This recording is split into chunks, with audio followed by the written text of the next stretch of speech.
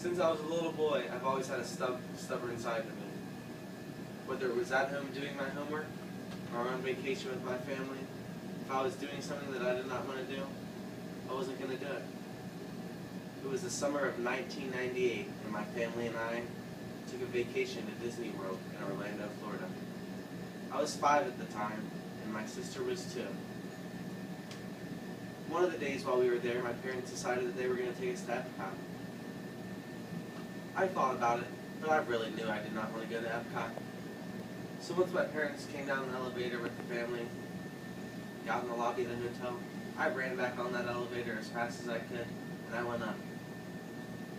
Eventually I got to the 14th floor where I got off the elevator and decided that I was going to walk around until I found something to do. I found a kid that was a couple years older than me at the time, but I thought it was cool to be hanging out with older kids, so I stood to stay with him. His parents found us about an hour later, and we were walking around just doing random stuff. They asked me what I was doing and who was watching over me because they knew I was pretty young at the time. And I told them I wasn't with my family, they were gone. Thinking that was going to be okay, they obviously thought differently and brought me straight downstairs to the lobby. The hotel security asked me if I was the missing boy, and I told them that I was, and I was quickly reunited with my mother. A few years later, in the 7th grade, I started to realize that homework was something that I just wasn't going to do.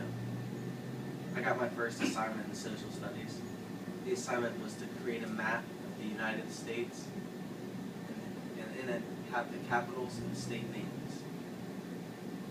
I quickly remembered that at my house I had a placemat that was that exact thing. It had all the states on it, it had all the capitals. So when I got home from school that day, I taped it right onto a poster board, rolled it up, put a rubber band on it, and I brought it to class the next day. I showed a couple of my buddies next to me the poster, and they thought it was hilarious. They said I had to ask to go first.